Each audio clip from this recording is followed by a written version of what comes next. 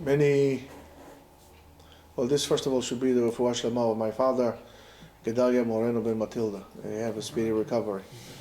Many people dedicate time to learn. They do. They give an hour and a half to learn a day. And for whatever reason, they seem to fail in really blasting their way through it and really accelerating into the learning where they actually have a good grasp over the material and ability to understand the text and even eventually to enjoy it. And the question is, why? Why? I mean, I'm kovea itim la Torah. I should have like a miracle thing. So I saw something very interesting by Rav Shimshon Pinkus. And it's a beautiful analogy that we used before, but he says it better than me. He compares it to a rocket. What holds us here, for a good reason, most of the time, for a good reason, is really gravity. Gravity is basically, in terms of the physics, the reason why we're able to live, because without gravity we'll all be particles floating out in space. Gravity is I mean, whatever, let's get into this. I love physics, but let's get into this. It's fascinating. Gravity is fascinating. Anyway, but gravity is what holds us here.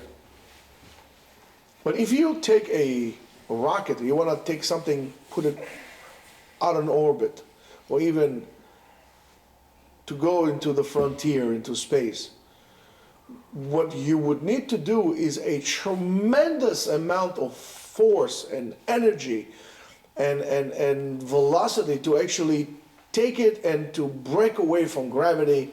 And you know that once you break away from gravity, you're far enough, you don't need much energy to propel that object that you're trying to propel into space. You don't really need much. I mean, there is somewhat of a friction in space, but basically, it's, you're going like tremendous speeds you go up in space. People think, the space shuttle is like floating at 55 miles an hour, maybe like the mayor, everything spins around 25 miles an hour besides him when he cruises down with his motorcade at like, crazy speeds. Never mind, different case. But you understand, once you break away from gravity, you're able to propel yourself, and you could basically, it's just a matter of time, but you could even go out of the solar system. I remember when they put Voyager out of these, when they sent it to space. And then I remember like 2 years ago, so something like that, it actually said goodbye to our space, to our solar system, and broke away from it. So I don't know, it's like 30 years, 40 years, something like that. 30 years. But he did it. It did it. So is to our limud. However, if you're going to try to jump, you put an effort, you're trying to jump, even though white men can't jump, well, not anybody. You can't jump and generate enough force to basically put yourself in orbit. It doesn't make a difference. You could be Michael Jordan. Sometimes it seems like those guys were just like walking in the air. But, it's like a second or two that they comes down. And these are the jumpers are the people who live for an hour. You might be able to jump better than everybody else, but to be self-propelled, no, because gravity will keep killing you down. In order to really be able to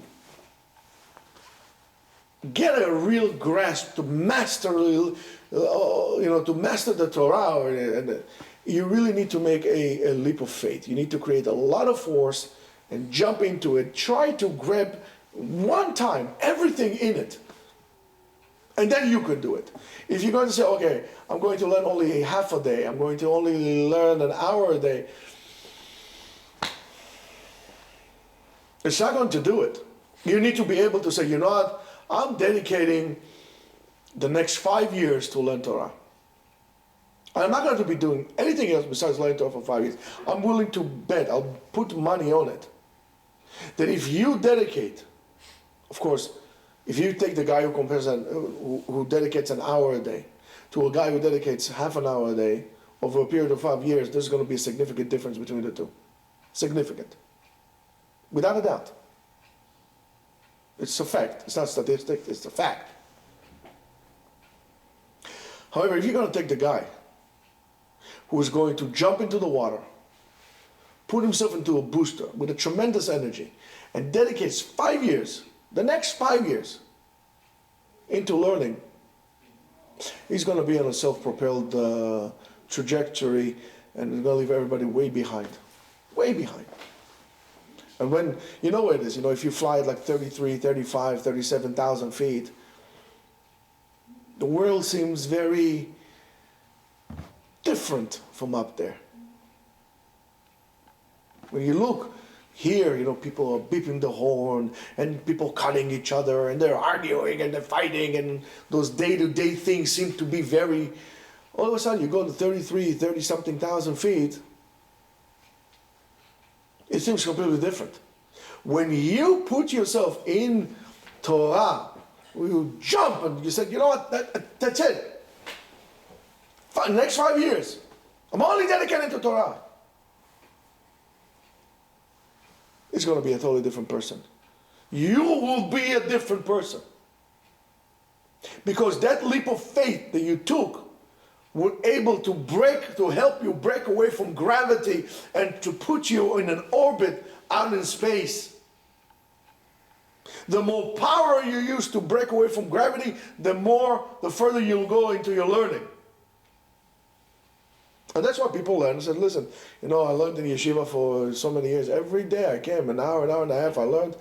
I don't know, it doesn't speak to me. It doesn't speak to you. You never flew. You never jumped. You need to jump. You need to take this power and jump. I mean, if you think about it, let's say you're 25 years old. Let's say you're 25 years old. Okay? When is the retirement age? 65. 67. 67 for men, right? 67. Well, I call it 65. That's 40 years. 40 years. 40 years, that's how long it took Am Yisrael to go out of the desert. 40 years. You're going to be working like a slave. I don't care. You're going to be a slave. Working for someone is a slave. Right or wrong?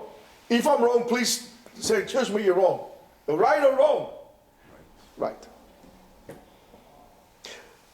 You are older and wiser than them. I'm older, wiser, and better looking than them, but Let me ask you a question. In the period of 40 years, would 5 years dedicated solely into learning would make such a difference into one's working career? No. No. But if you don't dedicate that, you're going to be completely grounded and here into gravity. Gravity seems simply, if you don't break away from gravity, you know what it does? As older you get, the more bent you get, and it pulls you closer and closer to it, and you're not going to be able to jump at all. So if you think, and that's what Chazal say, when I get there, I get there. When I retire, I'll sit down, I'll start doing Daf Yomi, and I'll finish Shas. My dear friends, if you haven't done this when you're 20, you're not going to do this when you're 67. You're not. In other words, you didn't develop those skills to do so. However, if you took 5 years, and you dedicated 5 years to completely learning, it's not guaranteed, but it's a great chance that you're going to continue doing so for the rest of your life. You're on a totally different level than all your friends. And that's a fact. So think about it very carefully. Because ultimately, and that's why Chazal told us, En lecha ben chorim, ela mi she'osek b'Torah. In order to be free means to learn Torah. The reason is, why? The reason is gravity. Learning Torah helps you break away gravity. You need to break away from gravity to pull you out. So, ground control to Major Tom. Check your engines and get on the mission, Mr. Rocket Man, and go on a journey. Nothing will happen to you. Don't worry about it. Just don't worry about it. do what you need to do, you know what's right to do, dedicate as much as you can time for learning, just make the leap of faith. Jump, and Hashem will help you. Have a great day.